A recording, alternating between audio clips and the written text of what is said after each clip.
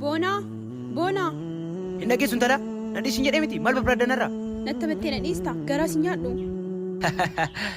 akkatti si karadhee sargadheen beektaami Beekadhee ture nan jaalattu nan kabajtu siin jedhee ture bar.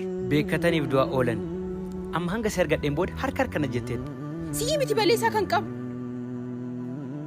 Dursamteerti foon eebba qabu sareef hin kennamu. Of tuffattee ofillee tuffachisiifte. Atillee ka fuuteen fuune itti taphatte. ani immaa dhiira waan barbaada argadheera Dhiirummaan kanaanii miti. Xurooftee xureessiti. Durbummaa ishii qofaa miti kan fudhatte. Sammuu ishiitiif onnee ishiillee fudhatteera. Yoo dandeetti fuudhi onnee isiitiif sammuu ishiillee deebisi. ati immaan qoostaa kana godhuu hin danda'u Abdusee ati barnatti hin tee turte anatu fit taphate. Nama ta'ee namni dogongora hin jiru. Muka ta'ee munni hin gubanne hin jiru. Atillee dogongora kan kee kaleessaa irra baradhu. Nama makiinaa of fayyadee hunda qulfi hin kennan. Abdusee galatoom. Asu abbaa manaa kan kee kabajaa keetti sottee rumtee gaarii ture.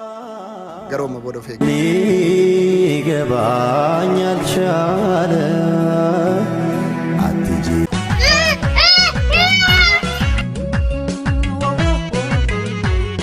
Kan sitti baqatees kan sirraa dhalatees ija tokko laalta Ormaa firan jettu kan beela'eef laata dabbara laafta